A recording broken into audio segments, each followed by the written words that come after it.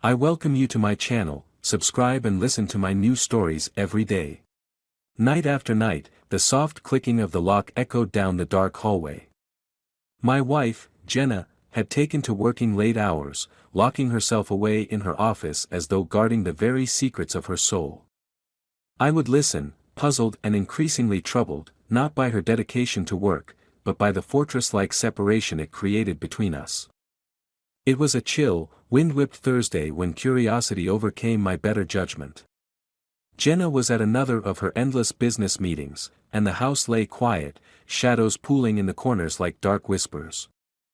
I stood outside her office door, the key she thought hidden securely in her desk upstairs burning a hole in my pocket.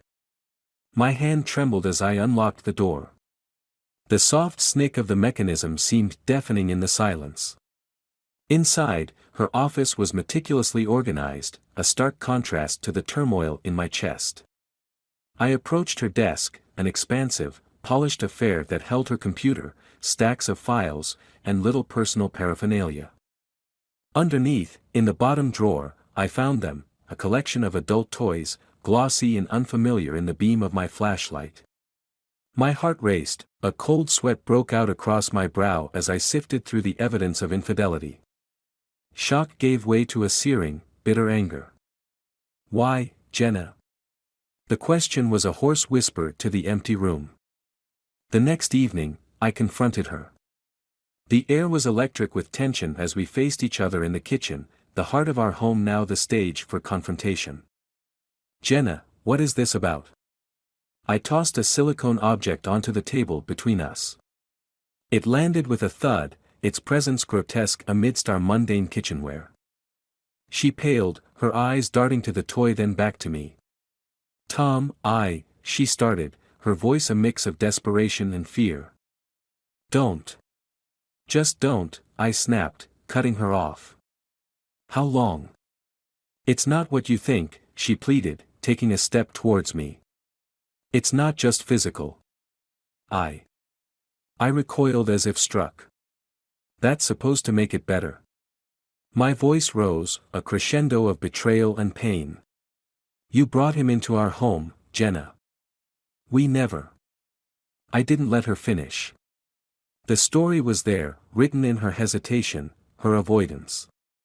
That night, the love I had for my wife curdled into something toxic, a plan for revenge taking root in my heart. I spent the following weeks gathering evidence, documenting her betrayal meticulously.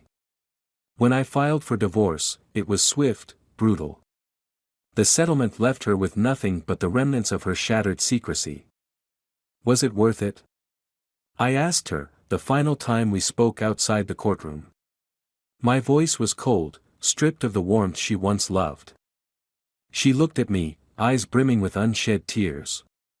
"You never understood," she whispered, turning away to disappear into the crowd.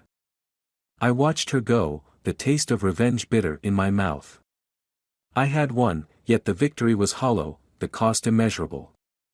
She was out of my life, but the shadows of what I had done lingered, darkening the edges of my newfound freedom. The weeks following the divorce were filled with a deceptive calm.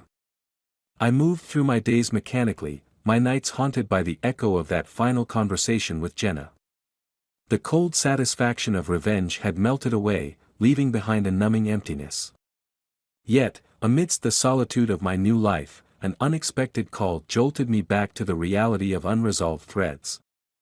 The phone rang late on a Tuesday evening, its shrill tone slicing through the silence of my apartment. On the other end was Mike, a mutual friend who had been uncomfortably caught in the middle of our separation. "Tom, we need to talk," Mike's voice was tense, urgent. "Can we meet? It's important." Curiosity mingled with a weary resignation as I agreed. We decided on a quiet pub downtown, a neutral ground stained with the memories of better times. The pub was dimly lit, the air thick with the smell of old beer and fried food. Mike sat at a corner table, his expression somber as he nursed a pint. I approached, the weight of our last, strained interaction hanging between us. "Mike," I greeted, my tone guarded as I sat down across from him. "Tom," he acknowledged with a nod. Thanks for coming.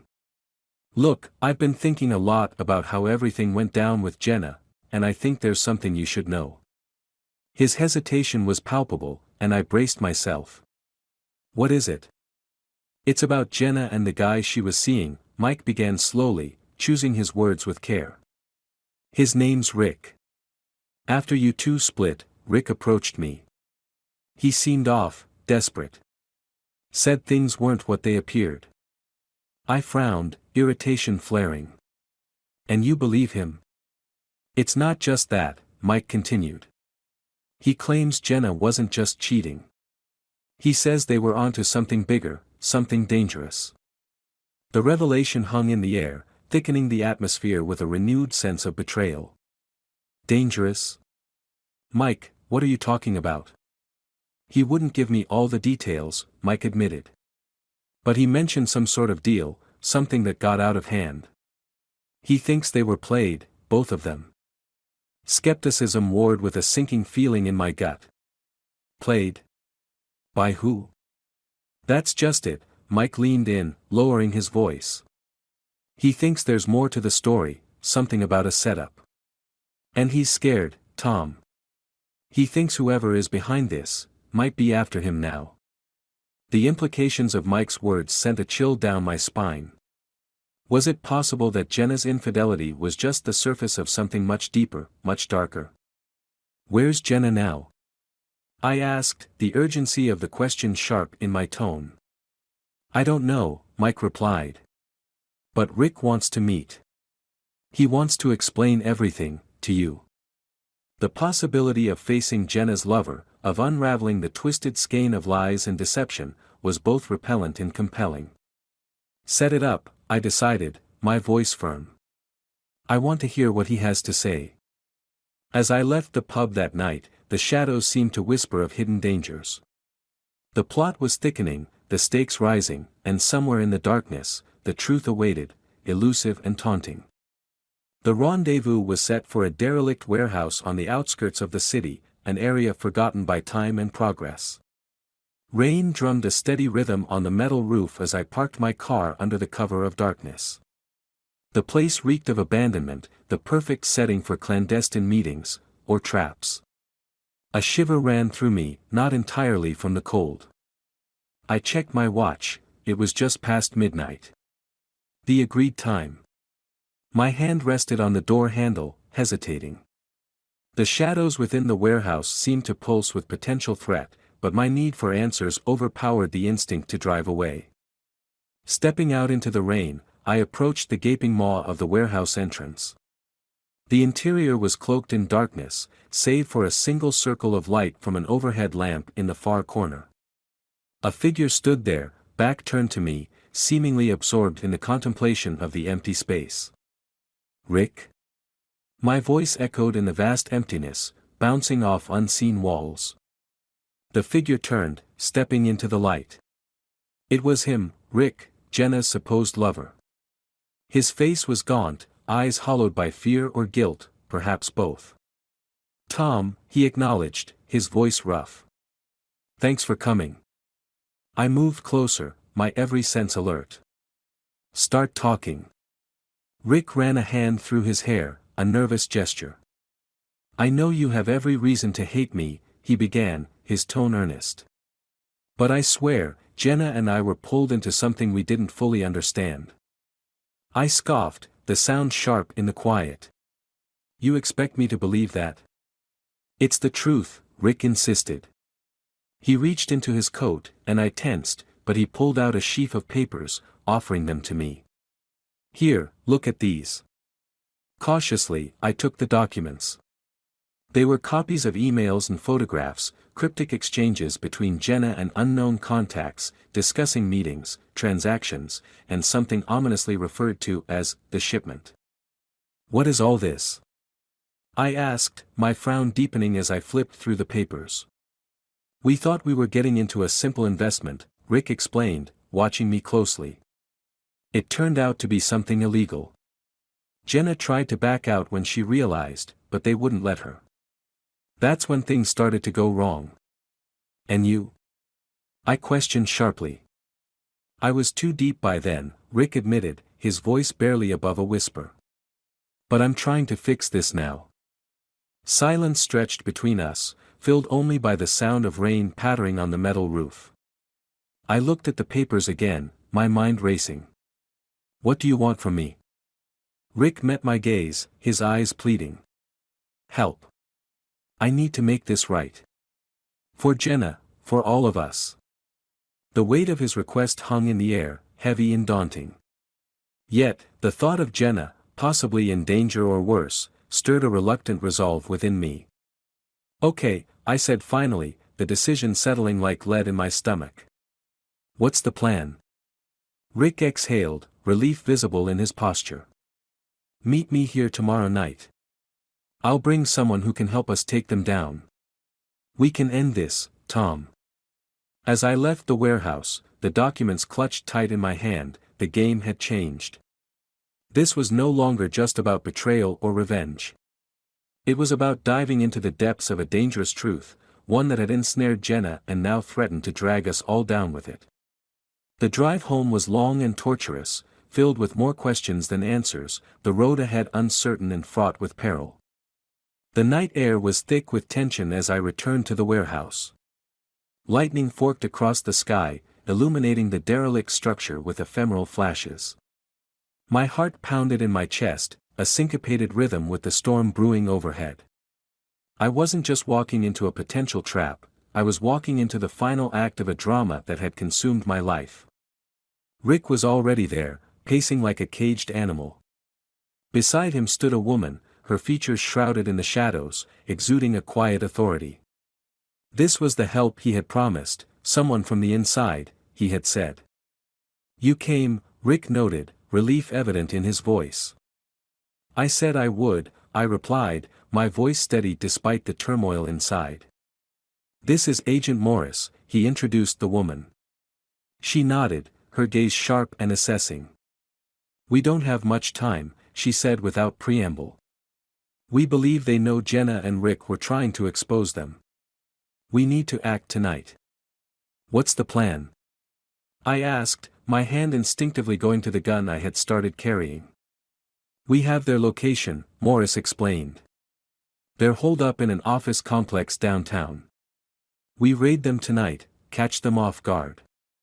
The simplicity of the plan was a thin veneer over the danger it represented. I nodded, the weight of my decision anchoring me. This was it. My chance for revenge, not just for betrayal but for everything that had been lost in its wake. The drive to the complex was a blur of red and blue lights, the wail of sirens cutting through the night. We were a convoy of retribution, speeding towards a confrontation that had been months in the making. We arrived under the cover of storm and darkness. The building loomed, windows dark, an edifice of secrets and lies. Morris signaled, and we moved, a unit in tactical formation, sweeping into the lobby. FBI. Hands where I can see them. Morris's voice was loud, commanding. The confrontation was swift. Figures stumbled from their hiding spots, caught in the glare of our flashlights, hands raised in startled surrender. But not all. Some resisted, and the air was split with the sound of gunfire, brief and deadly. In the aftermath, as handcuffs clicked and suspects were rounded up, I searched for the face I dreaded and longed to see, Jenna. She was there, among the captured, her face pale, eyes wide with shock and something else, fear. Tom, she whispered as I approached. The chaos around us seemed to mute, her voice a clear, cutting thing. Why, Jenna? It was the same question I had asked months ago, in another lifetime. I thought I was helping, she said, tears streaming down her face. It wasn't supposed to be like this. I wanted to believe her, to find some scrap of the love we had shared and cling to it. But the betrayal was too deep, the wounds too raw. You chose this, I said coldly, the finality in my voice more painful than I had anticipated. I'm sorry, Tom, she sobbed as they led her away. It was the last thing she said to me. After the arrests, Rick clapped a hand on my shoulder. We did it, he said, a note of triumph in his voice. We did, I acknowledged, but the victory was hollow. I had sought retribution and found it, but it was as bitter as the betrayal that had birthed it. The rain continued to fall as I walked away from the scene, alone. The storm inside me had not abated with the unmasking of the traitors. It raged on, a tempest of loss and lingering betrayal. Jenna and I, linked by love and torn apart by deception, would never see each other again. And perhaps, in that final severing, was the most insidious revenge of all.